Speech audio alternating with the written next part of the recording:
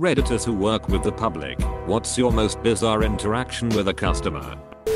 Old guy kept coming up to my register with his oddly silent uncomfortable wife. He gave me a cheesy grin every time, before he rolled back around and said, "I see why they keep you up here. Sweetie, you're the charmer." Huh. Mind you, I haven't said much to this guy outside of ringing up his wife's stuff.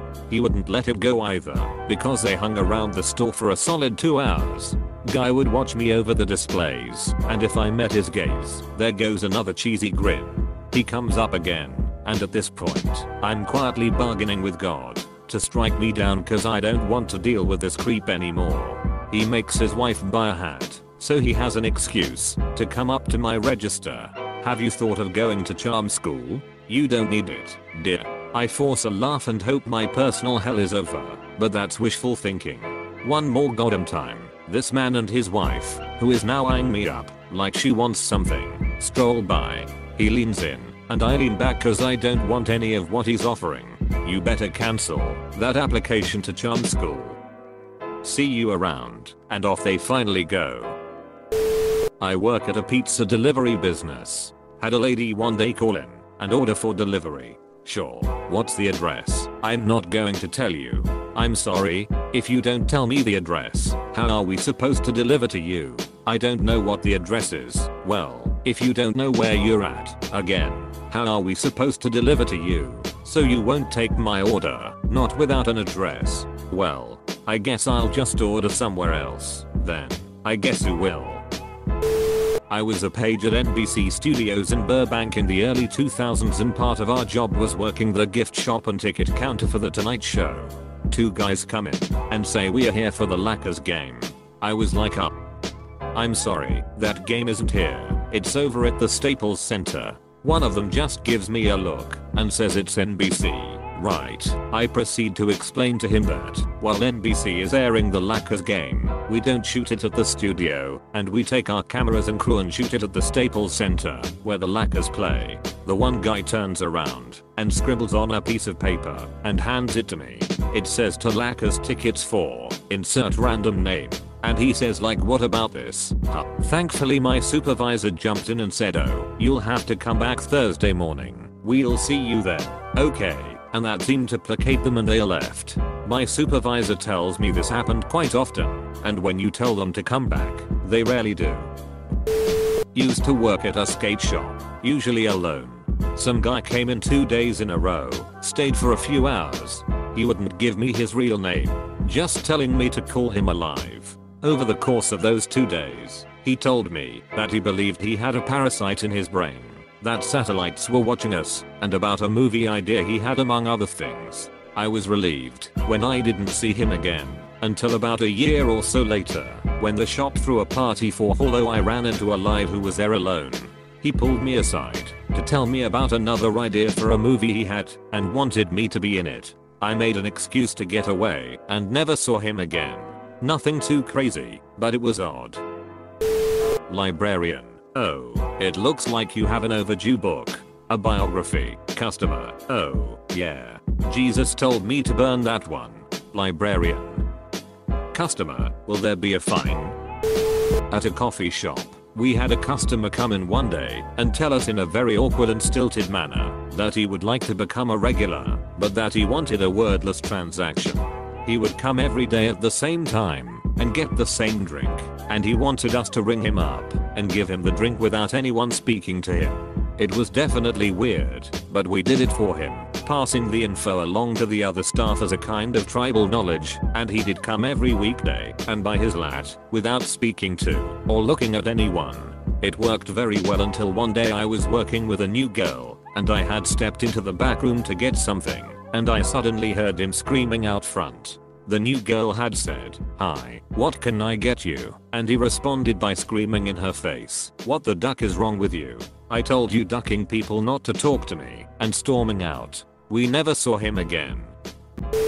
Worked as a dog bather and had this corgi named Potato. He was friggin' adorable. I don't know what I really expected, but when the owner came to pick him up he was this big bodybuilder covered in tattoos, and he had this lime green leash, and when Potato saw him he got excited, and this big Greek statue looking guy just yells back quote Potato. Stop that. And I still think about it. Told before but it is good.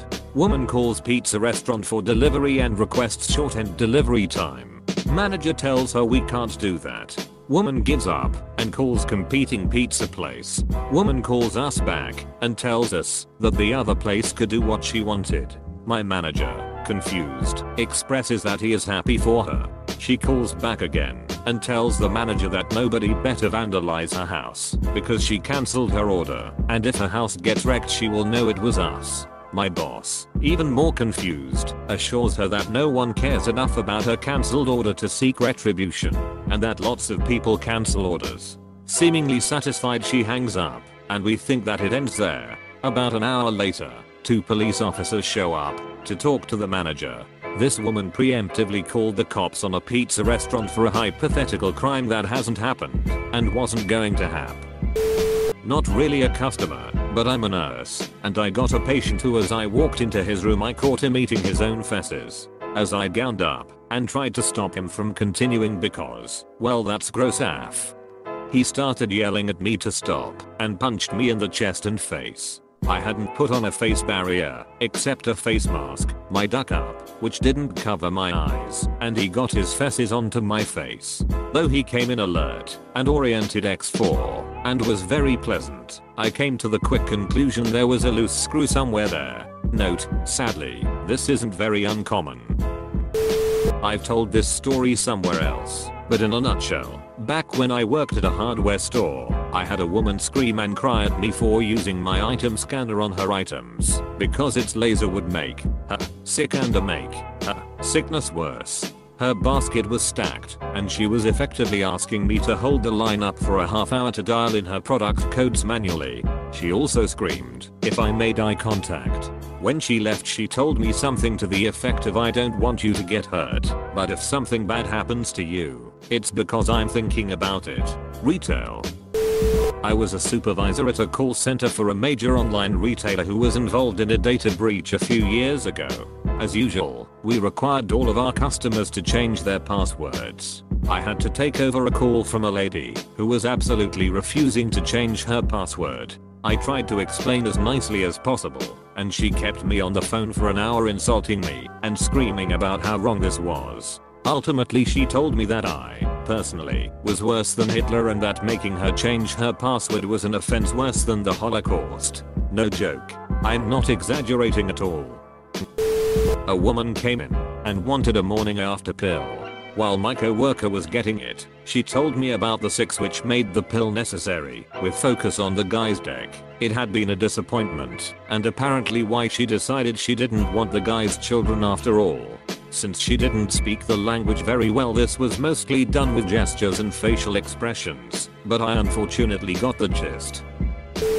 In my first years in the army I also worked a part-time job as an optician in the local mall. One day a lady came in with her mother, about age 40 and 60, and they were quite hyper and giggling at each other.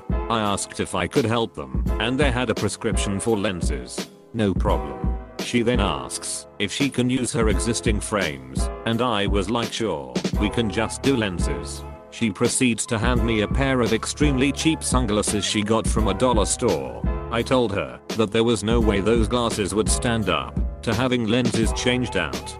She insisted that I already said she could. I asked her if she was sure, because it was almost guaranteed they would be destroyed in the process. She still insisted. I pointed out the sign we had up saying we weren't responsible for damages. It was next to the register, and asked her one last time. She said yes again.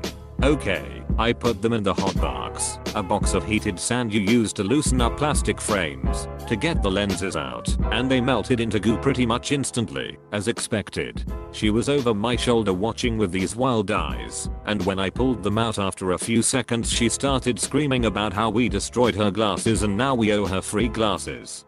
Her mom got in on the action at that point and started shouting also about how I did it on purpose. I handed them back to her and said something like, "Ma'am, I told you so."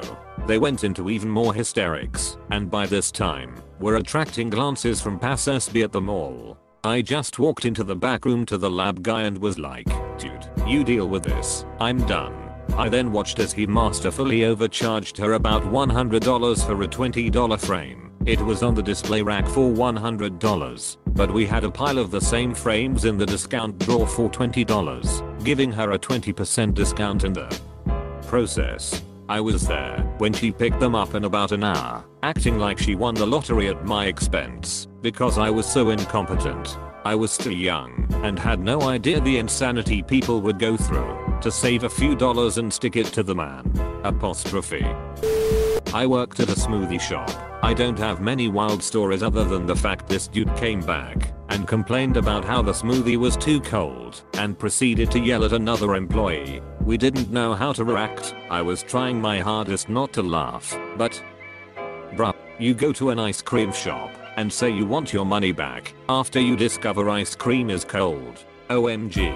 I worked at a smoothie shop too, and we got a similar guy. Did you also get these ones? I imagine every smoothie shop must get similar complaints from the morons. I want a no carb version, so just fruit and juice, no sugar. Me, do you mean no added sugar? Fruit and juice do have natural sugars, so if you want to keep all sugar in check, smoothies might not be, no. Are you deaf?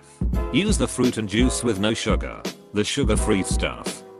The people who want the smoothie solid as a rock, so they can drink it later but then complain if there are any lumps in it. The people who are supposedly on a low-calorie diet and mistakenly believe that a 32-ounce cup of fruit, juice, ice cream sherbet, and protein powder is low-calorie. The people who think that if the person ringing you up happens to be handing you something healthy, they must also be a medical expert and therefore will have good input about your complex or icky medical problems. Which smoothie is best for hemorrhoids?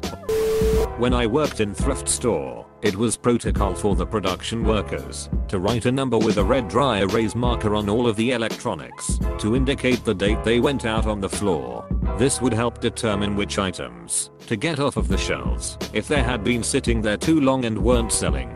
It was also our policy that electronic items were final sale because people would buy them and break them or remove parts and then try to return them.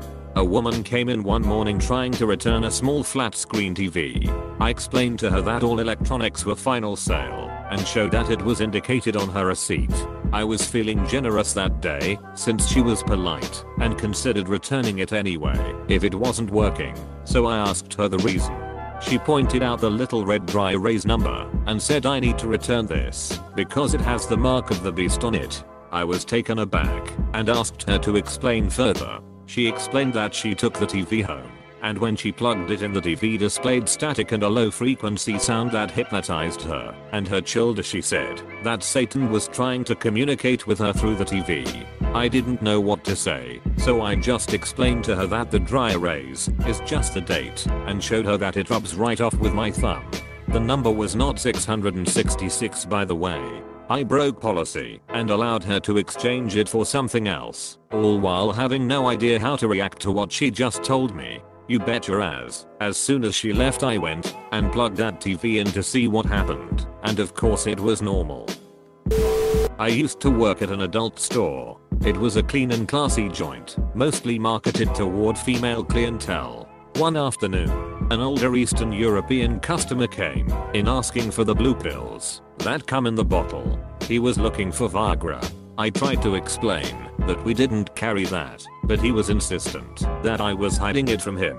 I told him he needed to speak with his doctor to get a prescription and he just got real mad. It soon became clear that blue pills was code for something. Sex with a prostitute. I told him we didn't have this either and that what he was suggesting was illegal. He got more angry because what I'm wanting is to pay sex with you, stupid girl.